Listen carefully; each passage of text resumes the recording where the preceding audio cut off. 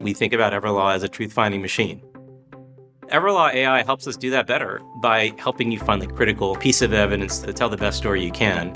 I think the most surprising part is how fast progress is made. What these LLMs are capable of doing is quite extraordinary.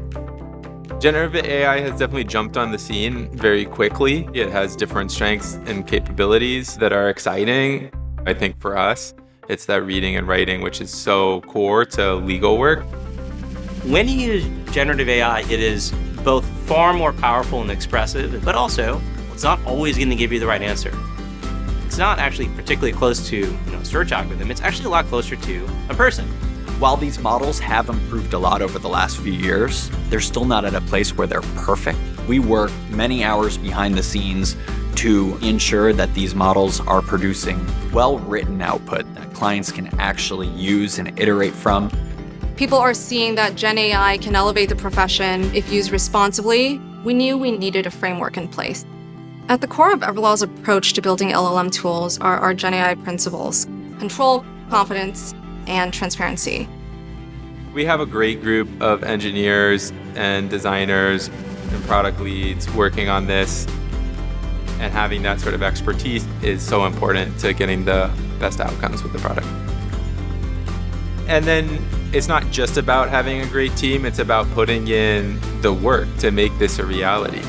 So the first thing we do is we test out how the LLM responds to different kinds of input. There's, for instance, something called temperature, which signifies the variety of responses that you're going to get. A field like legal, we want more deterministic answers. We try to build towards the strengths of generative AI. We're really thinking about what are the applications for it, the best ways to implement it. We don't just release something when it's half-baked. We're building this for the long term. I think these tools will have a big impact for our customers immediately. I'm excited to see it take the next step and mature to a generally available part of the platform.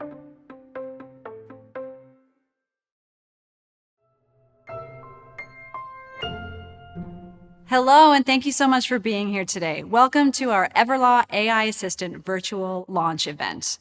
I'm so excited to have you all here. It is possible that I have met some of you before. If that's the case, great to see you again. If not, I'm Rachel Gonzalez, and I lead customer advocacy here at Everlaw. In my time here at the company, I have had the opportunity to speak with so many of our customers and really witness the growth and advancement that they have made in their careers as technology has changed over time. So that could range from IT leaders who are moving their organizations to the cloud, to e-discovery managers who are building and running their very first predictive coding models to address efficiencies in massive document reviews, to even partners at some of the largest law firms in the world who are transforming litigation at their organizations.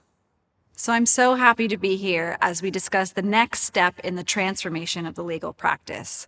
We are very happy to announce the general availability of our Everlaw AI Assistant suite of tools. This is an AI-powered suite of tools that can help speed up and enhance document review and narrative building. Okay, so let's talk about how we're going to spend our time together today.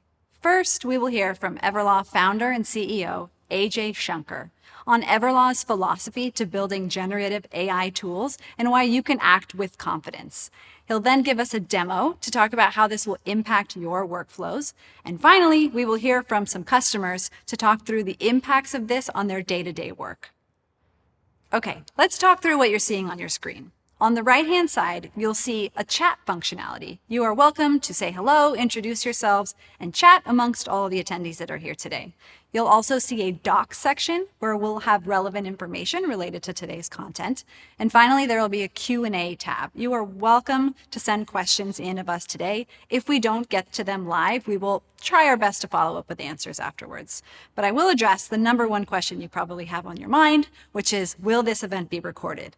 Yes, it will. Using the same link that you used to access today's event, you can go back afterwards and rewatch the recording. So let's get started. I am thrilled to have AJ here with us today.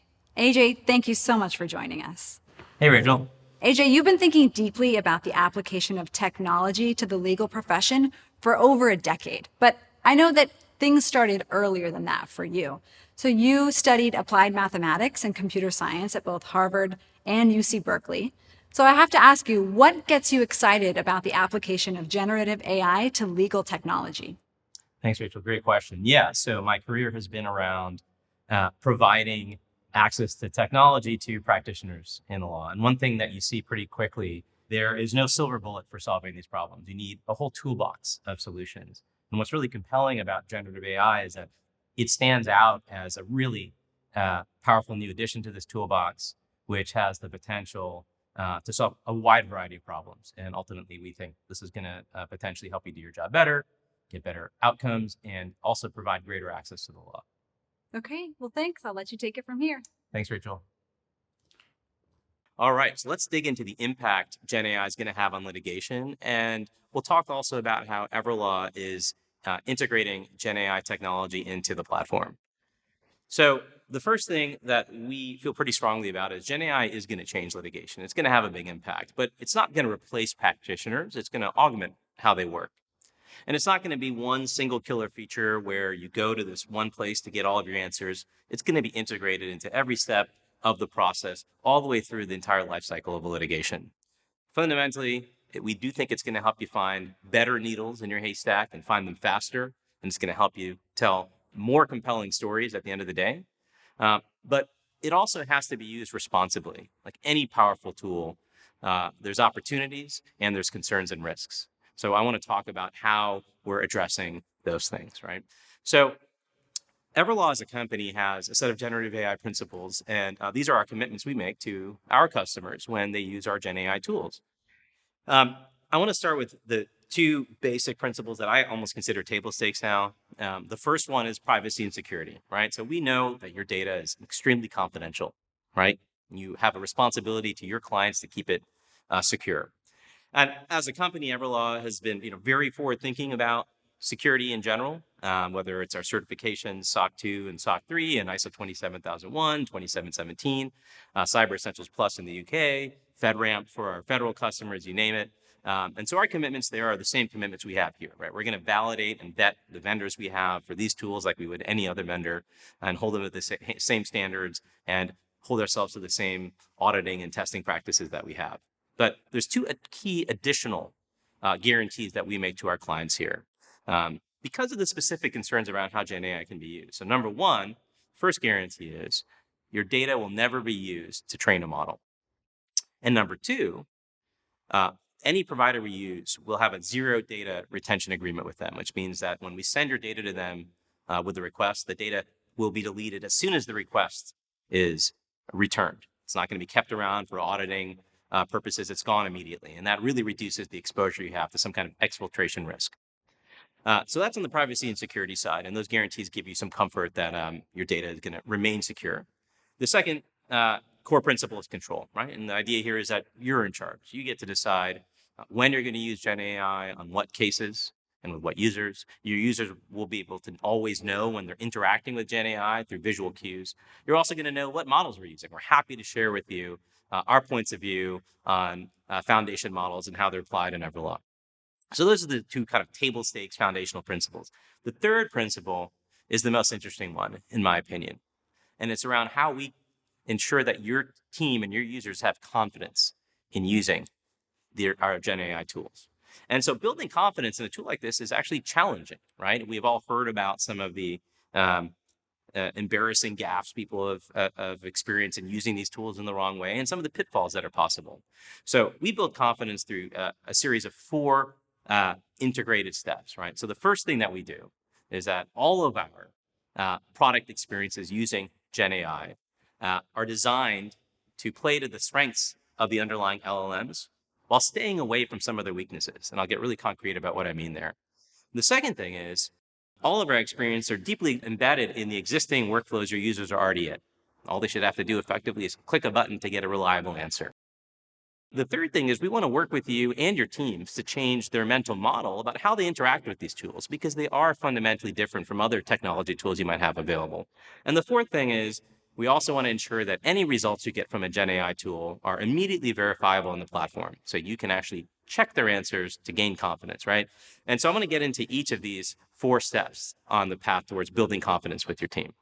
Right? The first one is understanding enough about these large language models and how they work so that we can develop experiences that play to the strengths and stay away from the weaknesses. So if you look at how a large language model works, you might have heard that they're next word prediction machines, right? That's their job, is to predict the next word over and over again to answer your question. So you might ask, what color is the sky? And the LLM is going to predict the sky is blue, right? And by the way, I think it's commonplace, sometimes to trivialize what this actually means. It's just predicting the next word. It's a stochastic parrot or what have you. It's actually incredibly sophisticated what it takes to predict the next word and have a coherent conversation, right? If you think about it, there's 50,000 words in the English language, but there's an infinite number of ways to combine those words. Predicting the next word in the right order is what separates, Einstein from gibberish, right? So being able to predict the next word well, it turns out, requires some surprisingly deep competencies that these large language models have to learn in training. And it's actually very illuminating to spend some time understanding what these competencies are so that we can see how they should be applied to the law, right? So there's a lot of competencies, but the big four that I like focusing on are, first of all, fluency, right? Fluency in natural language. We live in a world of text, especially in the law, and so these systems must understand, natural language. They have to understand syntax and grammar and the meanings of words, right? The second big competency is creativity, right? The ability to connect the dots, right? Maybe it's generating poetry, maybe it's coming up with a novel conclusion, but it's an essential part of a free-flowing conversation. The third competency is knowledge, embedded knowledge, right? When you have a discourse with somebody, it turns out a healthy amount of your conversation is factual. And these systems actually have learned a lot of facts. If you think about next word prediction, if you were to ask it to complete the sentence, the capital of France is blank, it better say Paris, right? That's a fact it has to learn in order to predict the next word. And that's a competency these systems have. They know an enormous number of facts. And the fourth, and maybe the most surprising competency, is logical reasoning, right? Logical reasoning, maybe in a trivial sense, is solving logic problems as well as humans do, which some of these more advanced systems can do.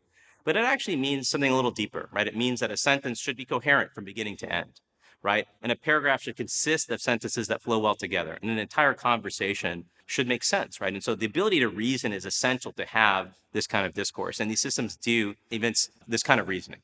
So if we think about these particular competencies, some strike out as things that we really like. Like we love fluency and we love reasoning when applied to the law, right? Again, it's a lot of text we want to understand.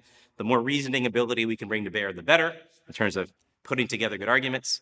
Creativity is an interesting competency where it actually varies how much we want to have creativity involved, right? So if you're asking a Gen AI tool to write a summary of a document, you don't want any creativity there, right? But if you're asking it to take a bunch of documents and build a compelling narrative and connect some dots, you actually might want a little bit of creativity as long as it's citing its source material.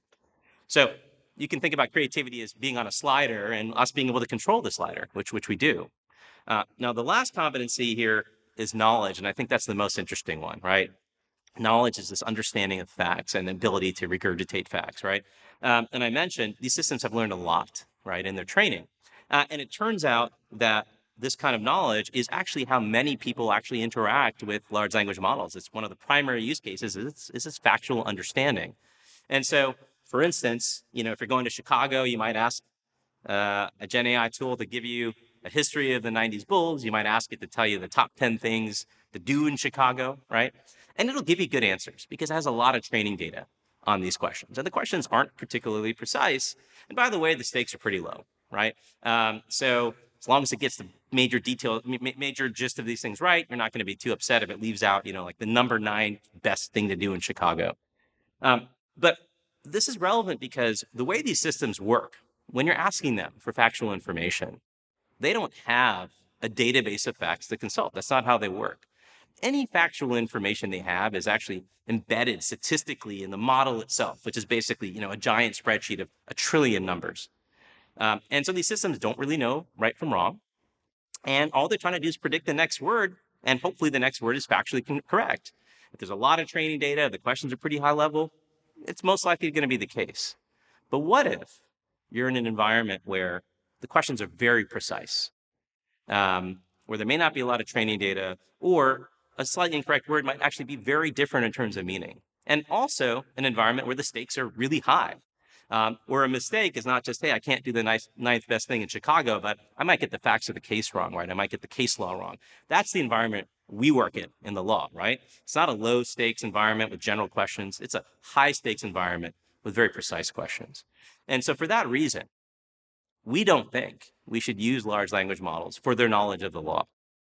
The reality is, with such precision, when you're talking about case law or precedent or regulatory frameworks, it's just possible statistically that they're going to get answers wrong. And with high stakes, those wrong answers lead to the hallucinations that we've seen so publicly get people into trouble. And so all of our experiences are designed to not actually use these systems for the knowledge of the law. We think there's a better resource for knowledge of the law, and that's your team. Your team has deep domain experts in the law. It's a very complementary skill to some of the fluency and reasoning stuff that the large language models can do themselves. But we're not going to rely on them for what they know of the law. We're going to make sure that your team is there. So we stay away from knowledge when it comes to how we design the system. So that's number one. We think about the competencies here. We design all of our experiences to play to these strengths, fluency and reasoning with the right dash of creativity, and we stay away from relying on them for any knowledge of the law. Now, the second big thing that we do is we embed each of these experiences deep into existing workflows in Everlaw. You don't have to go to a separate website or anything. You just are in your review window or you're in Story Builder, and you can click a button to use Gen AI. This allows us to do some critical things, right? It allows us to pick very precise use cases that are well-defined, that allow us to give you that button to click, rather than a very open-ended experience where you might have to prompt engineer or teach your users the right way to interact with this or that model. That shouldn't be a thing they have to do. The second thing that embedding into workflows allows us to do is provide all the context that the large language model might need to give you an answer, right? So instead of going to a website and uploading or exporting documents and uploading them, a very tedious process, we have that context right there. And that context yields dramatically better answers, right? As we talked about, this context is not embedded facts about the law. It's your evidence in your case, the four corners of the documents that you have. And that reduces the security impact and the hassle of interacting with these systems. So embedding into existing workflows allows us to have precise use cases and incorporate all the context we need that ultimately yields reliable and efficient outputs. So the third big thing is changing the mental model of the user when interacting with these systems. So what do I mean here? When I show an Everlaw AI demonstration, people ask me, how do you know it's right? And the answer is, we actually don't know it's right. Sometimes, even with all these safeguards, it's wrong. And that's very different from interacting with, a search engine or something that's deterministic and always gives you kind of the same answer.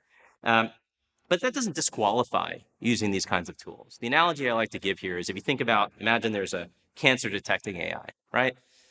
If the threshold for releasing this cancer detecting AI was it had to be 100% correct, it might never be released. It might not have any impact at all. But if the threshold was instead, can it detect cancer better than humans can? When it hit that threshold, you could release it and it would be saving lives, right? And so luckily in our industry, our threshold is not, saving lives every day, but it's something more like, can this tool help you do your job better? And it turns out that that's a threshold that you can meet. And I think about it as like a smart intern threshold, right? These tools are smart interns. They work really hard, they're very fast, but they're still interns, right? Imagine an intern on the first day of the summer, all right? They might get some stuff right and they might get some stuff wrong. And so you want to build trust with them over time. So that mental model shift of recognizing that, hey, as an intern, this thing is really flexible and can be used in a lot of ways, a lot more than I could use my other tools in, but I'm still going to have to either check its work or build trust in that system. That's an important model shift, a mental model shift that you have to have. And we love working with our clients to provide them with ways to educate their teams about that model shift, right? And so once you have that model shift, you think about it like an intern. It's the beginning of the summer, you want to check all of its work. And as the summer progresses, let's say, the metaphorical summer, you're going to find some tasks where it's just so reliably right, you don't need to check its work anymore. You're going to find some cases where it's helpful, but not always right, and you want to keep checking its work. And you might find some cases where you don't want to work with the intern at all. All of those are totally fine, but having this model really helps you build that kind of practice and application. And so to facilitate this, we have the fourth component of building confidence, which is ensuring that you can always verify these results right there in the moment. And so all of our functionality and all of our features work in such a way that when the generative AI generates a result, it'll cite source material that you can check right away, right? It'll cite verbatim text in a document that you have right there that you can ensure that that text supports its point of view, or it'll cite base numbers of a set of documents that you can verify or supporting what it's saying, right? So that ability to verify allows you to work with this intern in the right way to build your confidence over time in the use cases you're comfortable with. And we think that's a really important part of this process. All right, so that's enough theory. Let's actually see how we've applied these points of view to developing features in Everlaw itself.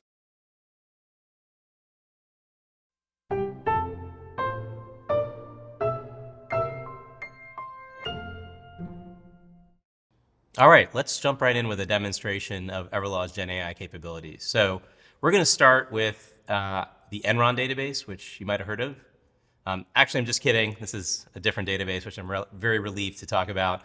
This database is documents involving a leading management consulting firm and its relationship and communications with a major opioids manufacturer. And the case involves some of the strategies the consulting firm suggested that the manufacturer use that might have led to an increase in the opioids usage despite the known risks. So it's an interesting matter. And I'm in Everlaw right now on this case. And I notice here that I've got a message in my inbox here in the Everlaw messaging system. And I can jump into this. And I can see right here that my colleague Mondi has shared with me a message asking me to look at this giant dump of documents to see if any of them are responsive to a particular RFP, right? So request for production. Now, this is a very stressful and common task that people sometimes face, and especially hard given the size of the document dumps and the timeframes involved. So let's see how our Everlaw AI coding suggestions can help address this problem. Okay, so the first thing I'm going to do is actually take a look at this RFP document itself. And here's the document. You know, it's a mock RFP, but it's similar to what you might actually see in the wild. And what it does is it describes several kinds of documents that we're looking for this particular request, right? There's 6 kinds of documents we want to pay attention to. And what we can do in Everlaw is set up a coding sheet with one code per document type that we map over to identify which documents are responsive to the request, right? So if I go back to Everlaw, that's easy enough to set up. I can go to my project settings, and I'll go to my codes. And you can see here I've set up these 6 codes that reflect the 6 kinds of documents we're looking for in the RFP. Now, normally this would be what you'd set up, and then you'd go hand this off to a human review team, and they would go evaluate all the documents in the dump with respect to these 6 different codes. But here we can actually bring Gen AI to the table as well. And so what we can do is go to our AI assistant configuration and effectively start telling the AI about the case. And you'll see here there's a case level description that's going to give details about the matter at hand. And then if you go down to your coding suggestions, you can see that there's information you provide about the category here, there's RFP topics, and then information you also provide about each of the 6 codes that we've created. And you can notice that you're providing information in a human readable format, much like you would tell a human reviewer about what to look for in the documents. And I'll say some best practices here are not to assume the LLM knows anything, right? Give it all the context you think it might need. Fill in any of the gaps. Don't assume it has any outside context. But if you do that and if you're robust, you'll find that it often can do a really good job of evaluating your documents for responsiveness with respect to the codes that you're providing here. So let's take a look at that next.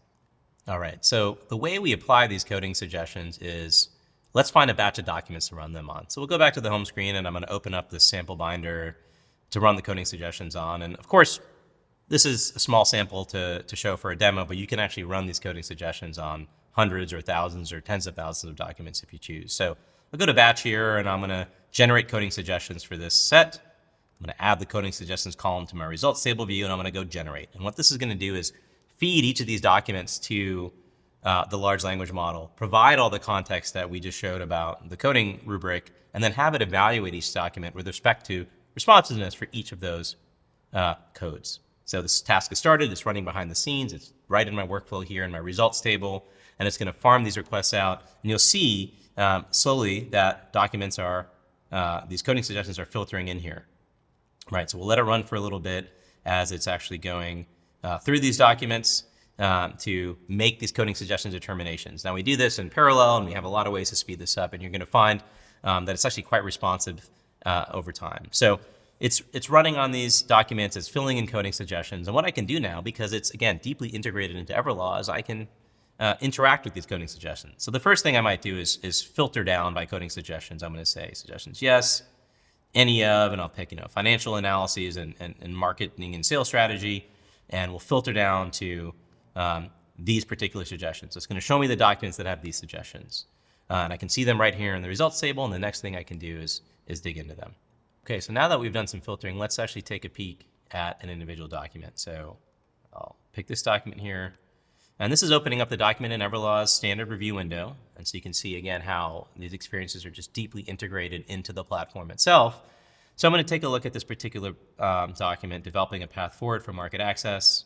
I'll open up in my context window some of the review assistant coding suggestions that have been made. So we talked about financial analyses and reports. There's a couple other ones that suggest that we apply, and then marketing and sales strategies. So there's a number of other codes that it's suggesting that we don't apply, but I'm going to focus on, one of the ones we filtered down to, marketing and sales strategies. And you'll notice that it's going to give you an explanation for its reasoning, right? Something that you can give you some confidence in its justification for applying this code. This document is heavily focused on the development and assessment of marketing and sales strategies for OxyContin and Xamsa. So there's a little justification here, and it's also going to point you to that relevant area of the document. So if I click on this here, it's going to take me to this particular slide where it's got some text here. Given our central objective to ensure appropriate patient access, there are several potential options we could consider. A bunch of sales and marketing strategy, right? So this is how you can see the system both providing actionable insight, but also a justification that you can then verify and agree with or disagree with, right? And that's that kind of internship partnership that we're talking about, where that intern is bringing insights to you, but ultimately you're the person developing confidence and trust and then validating the outputs of what it's giving. So when you have an interface like this, because it's integrated, there's a number of things you can do, right? So one is you can go back and view the configuration of what information we provided to the AI around the case and the codes, and you might want to iterate on this. If you don't like the results you're seeing, we suggest a healthy amount of iteration so you're comfortable and confident in the results, right? You can give overall thumbs up, thumbs down feedback for our team so we can learn about your thoughts on whether the system's performing well. And of course, if you agree with one of the determinations here, you can just click apply and apply that code directly, right, to the document.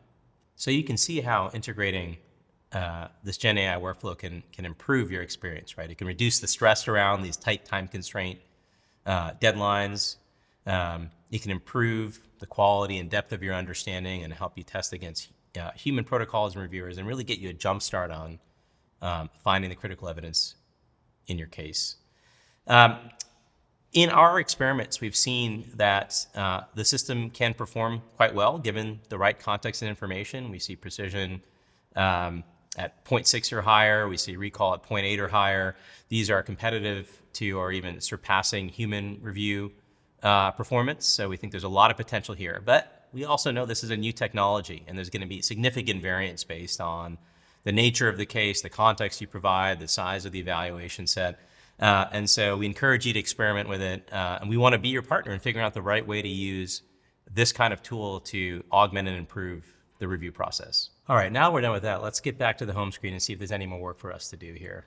We go to our messages, we'll see, looks like Mondi has sent me another message. We need to investigate ASAP.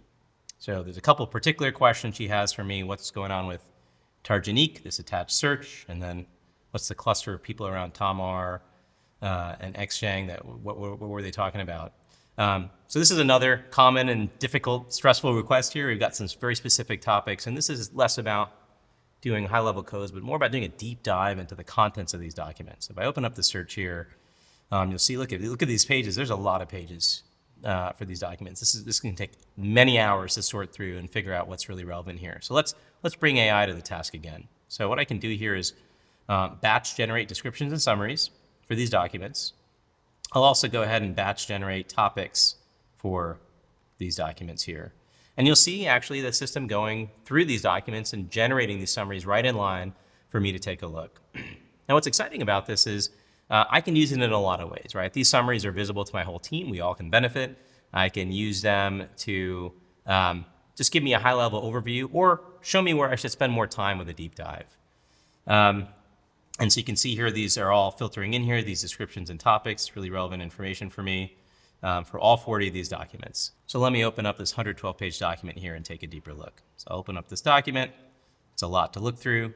Again, I can use our AI description and summary to get an overview of the document, what it's about. I can show summaries by section, section by section here as much as I want. And I can look at the extracted topics here, right? There's many topics in this big document. Maybe I want to focus on prescription patterns here. And this is an interesting one. It's going to give me some of the bullet points around this topic, what it's finding. It's going to show me some of the entities that are relevant to this topic, and then the relevant area here, right? So it's going to take me to a number of key parts of this 112-page document that might be relevant to this particular topic, right? And I can page through them here. You can get a sense of what it's talking about. Let me zoom out so you can take a look here. Differences in prescription patterns by prescriber and so on. So really rich information that I can look at and understand how this document supports this particular topic. So this looks like a really interesting document to me. And so I can apply any codes I want. I can apply, a hot rating if I want. And then I can also take this topic and add it to a note and say, interesting stuff. And so my colleagues can, again, benefit from all the learnings I'm taking from the Gen AI in this way. So it's a really nice way to dig deep into documents, these descriptions, the topics, the sentiment analysis, the entity extraction, all coming together to really help you get the most out of any particular document you want to look at. Okay, so we took a deep dive into these documents, and we have a good understanding of how they're critical to the case. Now, a theme here is that each of these experiences is embedded deeply into the Everlaw review experience, and that the LLM is really constrained to the four corners of the documentary evidence that you have, and that ensures that it's going to be as reliable as possible. Now let's get to the second task that Mondi had asked me about, which is to analyze the communications of these two critical people here. And so let me open up my data dump here, and I can look at these documents and visualize them, right? So I'm going to look at my communication. I'm going to find the two people that I really care about, these folks, and apply this filter.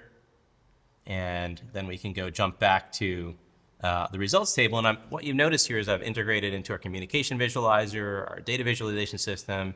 And now what I've gotten is a subset of documents that's relevant to the two people we've asked for. And of course, we've got our AI-generated description of topics right here. So I could look at these and try to make sense of this, but what I actually want to do is tell a deeper, more compelling story with these 460 documents. So what I'm going to do instead is add them to Storybuilder.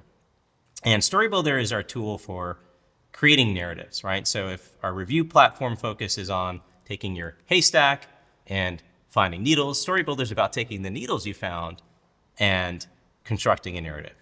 And so what I've done here is I've taken these 460 documents and added them to a Storybuilder draft. So I'm going to use my AI assistant within the draft and compose using all the evidence I've added to this draft, these 460 documents, a memo, and I'm going to provide a prompt here. You don't have to watch me type it in, but it's basically asking questions that Mondi wanted me to figure out about these particular folks. What are the themes here? And I'm going to start generating. So what happens here is that we feed either summaries or the entire text of these documents, depending on how big the document is, all to the LLM, and it's going to synthesize all this information with respect to the particular task I've asked it to do, again, staying within the four corners of these documents, and then generate some output. Now, it takes a little while. It's different every time. It's doing a lot of work. Again, it's an intern. It's really fast. It's not instantaneous. But you can see all the different ways you could conceivably use such a tool, right? So I might have it focused on a particular person or a particular aspect of the case that's relevant to me. I can use it in any way I want here and generate all these drafts to start creating some valuable work product, right? So here's a memo here. It's generating it for me. I can see as it's doing it in real time a whole bunch of stuff around what these communications are about. I'm going to let it run here, and I can insert this right into the document. I get out of the assistant here. And here I've got a wonderful view. And you'll notice that it's actually cited documents, right? These are documents, evidence in the platform that I can view right in Everlaw right here as part of this experience to support its point of view. And you can see as I navigate around this, there's a whole bunch of very, very interesting things here that I found. Now, it's not just used for these kinds of big memos, you can use it in a lot of different ways, right? I might actually just select, I don't know, a whole bunch of text here and say, here's a whole section. Let me use the assistant to rewrite this section and summarize this text into a concise set of bullet points and have it do that, right? And so you can imagine this again as this really helpful intern that's waiting for you, asking for your input, giving you a first draft that you can make your own, being a really good partner here. You can see now it's done this output. I can read these bullet points, I can include them, et cetera. So an incredibly powerful set of tools to really help you get the most out of those needles that you found in your haystack. Okay, so we've seen the ways that Everlaw AI can be useful in story building. Let's now move a little further along in the case and imagine that we're getting ready to depose some critical folks. In this case, Mondi has asked me to help her prep for a deposition here. What I can do, again, is use the Everlaw AI Assistant in a whole number of ways to facilitate that preparation. So Mondi's actually already gotten in here and has done a number of interesting Gen AI tasks, right? She's asked Everlaw AI to generate a table of certain scenarios, in particular opioids involved, and cite the relevant sources, right? So it's a table format you can see here. She's also had another really neat task where she's asked it to come up with a list of questions that she could conceivably ask these executives based on specific evidence that we found, right? So this is a great way to prep for a deposition, again, with this outline format, as well as providing concrete citations to specific documents. But now let's imagine we've actually done the deposition, we've uploaded a transcript here, and now she's asking me for a summary. We know from our users this is often a very tedious task. Let's go ahead and generate this task here. I want to run an exhibit and witness summary based on the transcript that we've uploaded. So the AI will get to work here, generating the summary so that I can inject it into the draft here. And again, it's an intern, it's a starting point, it's a first draft, but often it can provide you so much value by generating that first draft so that you can get to work, make it your own, and then release it. You can see here it's generating a summary both based on exhibit and based on people. As you can see here, I can insert this right into the document. Great, I've done that. Now I've got this great summary. Maybe I also want to run a custom task here myself. I might want to go to my assistant and do an analysis, run a custom task. And here I've got a custom task I've asked it to do based on some specific needs in the case. I can do that. And again, it's going to go follow my instructions, do the best it can, get that initial draft out for me to review and edit and make my own. All right, so you can see the myriad ways in which you can use a technology like this to augment your work, especially in this challenging task of story building and narration. So I can insert this here. Maybe I'm really happy with these two things together. I can go share this whole draft with Mondi here, and hopefully she will give me the raise I've been looking for. Alrighty, summary is ready. So in this way, you can see so many ways in which we can incorporate Gen AI into that critical story building phase of a litigation, even after core discovery is done. Okay, let's recap what we've accomplished today. We've used Everlaw AI in a number of critical ways. We've used its coding suggestions to automatically categorize documents according to a coding sheet that we prepared with context that we provided based on natural language prompts. And that's enabled me to speed up my early review of the case to identify which documents are going to be responsive. We also used review tools like summaries and topics to quickly and effectively do a deep dive into particularly complex and thorny documents to get a better understanding of their relevance. We also leveraged the writing assistant to start the synthesis and analysis of evidence to develop a really powerful narrative. And finally, we used a number of tools to help prep for a deposition, both before the deposition in terms of what questions to ask and other critical information, and then also after the depo in terms of synthesizing and summarizing the information, all along the way, citing evidence and providing verifiable outputs every step of the way so that I can have confidence in using this information and making it my own. Now, key thing here is it's ready to use now. Right? So if you want to learn more about how our customers have been using Everlaw AI and how you can use it today, let's jump back over to Rachel, who can share some customer stories.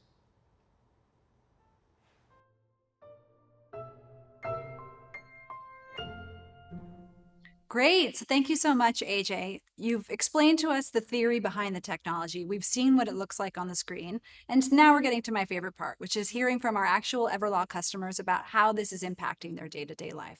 So today we are joined virtually by Julie Brown, who's the Director of Practice Technology at Voorhees. Voorhees is a law firm that has over 300 attorneys located in 9 different offices. Julie, thank you so much for being here today. Rachel, thank you for having me. Okay, so Julie, you are a thought leader in this space and a true expert in practice technology. So how are you thinking about the potential of generative AI tools like Everlaw AI Assistant? So Voorhees, I would like to say, took a very cautious approach with generative AI when it first came out. In fact, I think our first edict was don't use it until we understood it and learned more about it. Obviously, we deal with very confidential information from our clients. So we took a slow approach, but I think we're very open to exploring and seeing what opportunities it presents, as long as we know it's the data secure and nothing's going to happen to cause issues with our clients' data.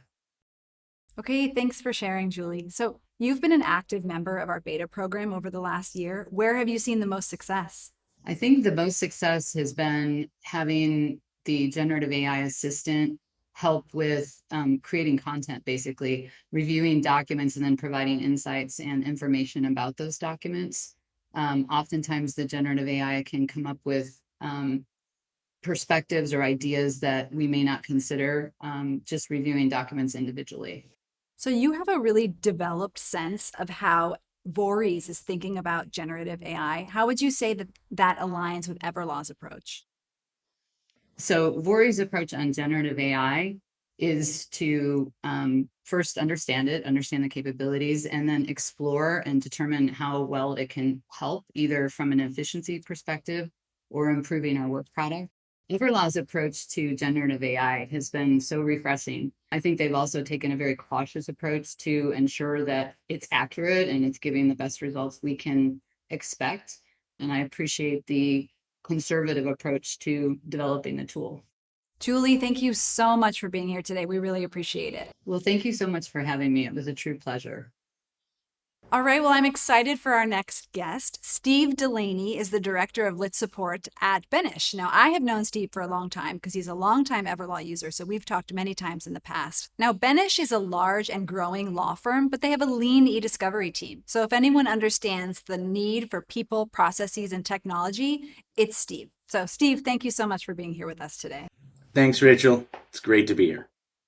So Steve, can you tell us a bit about how you're using Everlaw AI Assistant at Benish?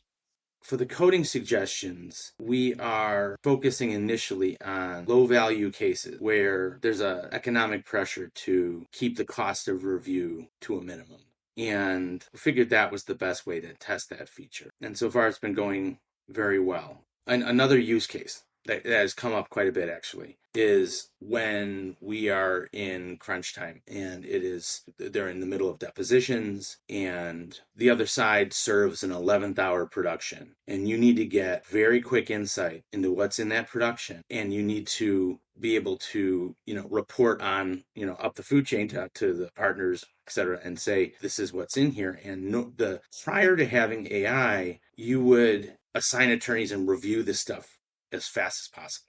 The capability of Everlaw AI to take this corpus of this production and very quickly generate descriptions, look at what topics are involved in it, and then the attorneys can then spin through those descriptions, looking at a preview of the doc, and just have the amount of time they have to spend. And then at the end of it, they have a nice report that they can give on to the senior partners without having to do an exhaustive, immediate review of that production.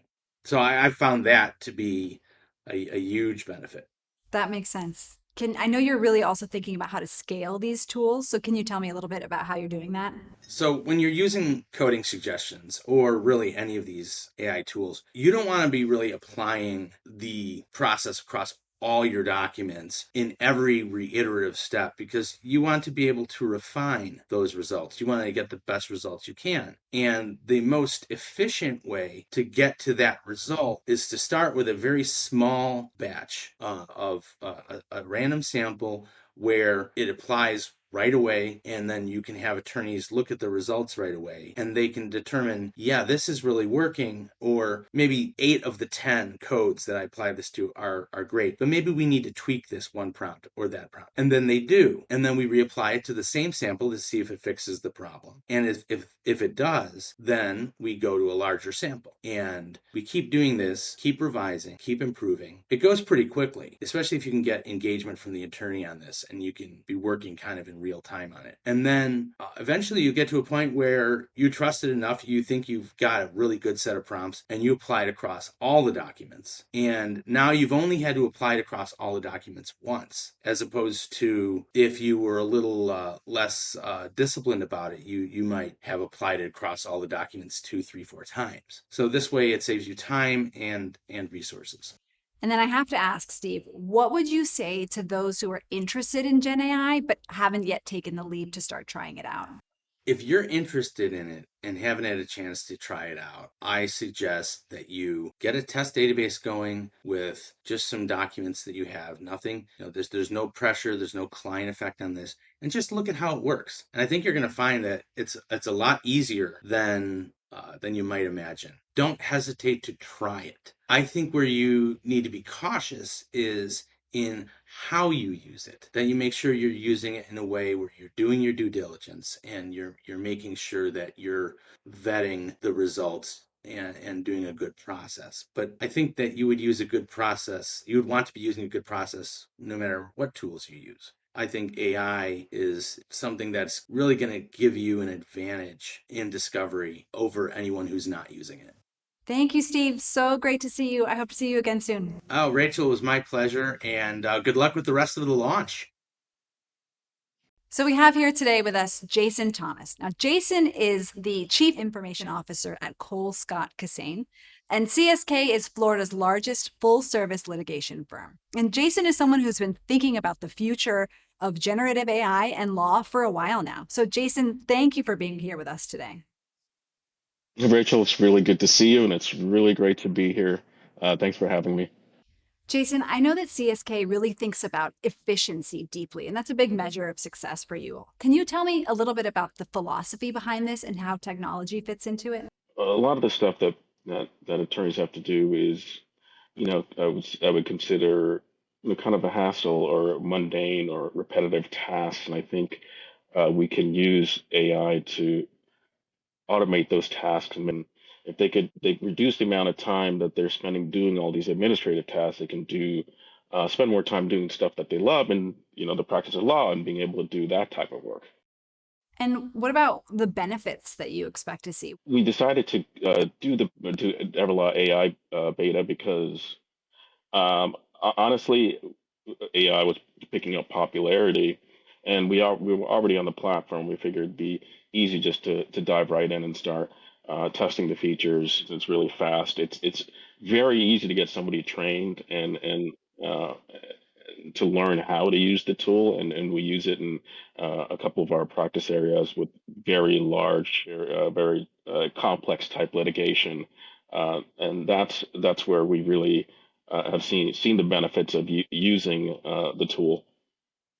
And what advice would you give to other practitioners like yourself considering the use of generative AI in their workflows?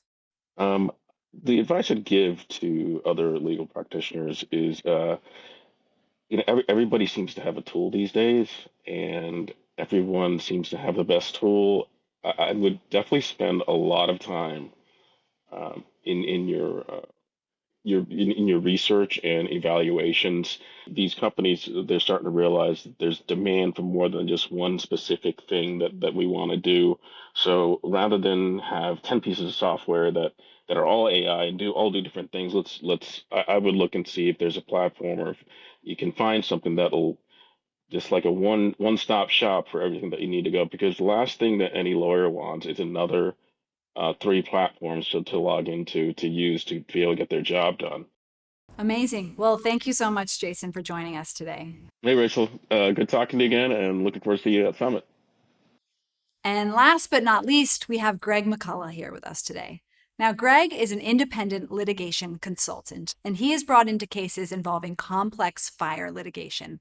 So, Greg has actually been providing Everlaw with feedback about our beta tools over the last year, and he's been really giving us a lot of crucial information on how these tools can influence the work that he's doing day to day.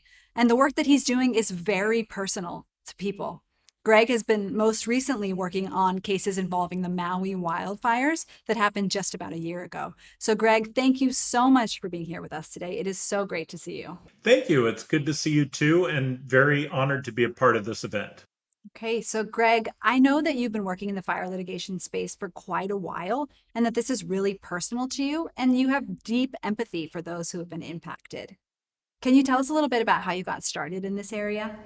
Absolutely. Back in 2007, my parents' home was actually destroyed by a wildfire that was caused by a local utility. And through the process of helping them to recover from that, I got to understand how challenging it is for people who are trying to recover from that.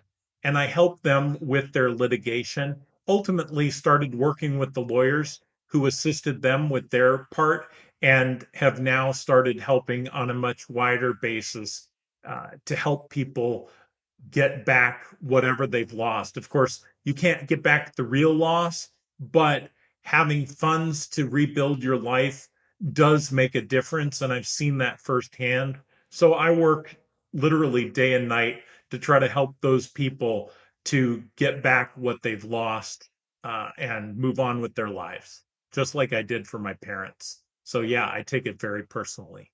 Thank you so much for sharing that, Greg. I would love to hear a little bit about your work more recently with the Maui wildfires as well. Absolutely. Back in August of 2023, a series of wildfires hit the island of Maui and were extremely devastating. Many people died, entire communities were wiped out, and the process of trying to help the people of Maui to recover from those has been one that I've been honored to be a part of. And the way that I've participated is by helping to manage a database of documents that is in Everlaw, helping to find relevant data for the documents that are coming in, preparing for depositions, and leveraging tools like the AI tool to have Everlaw help us figure out what the cream is versus the stuff that we need to throw off. And it's been very impactful for us.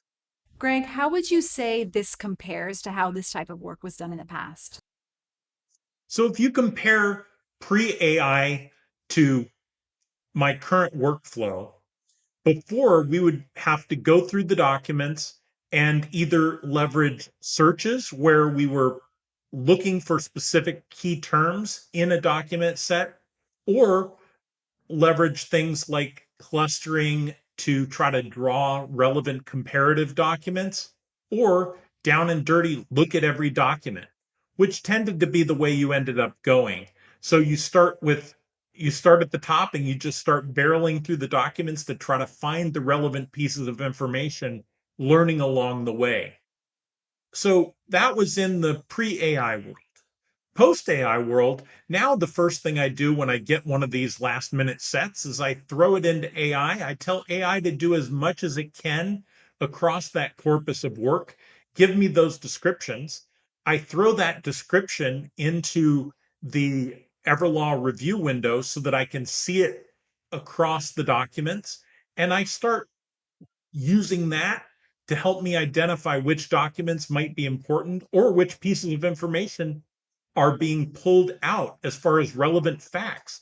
Because just looking at that summary, I can see facts that are inside the documents without ever opening the document.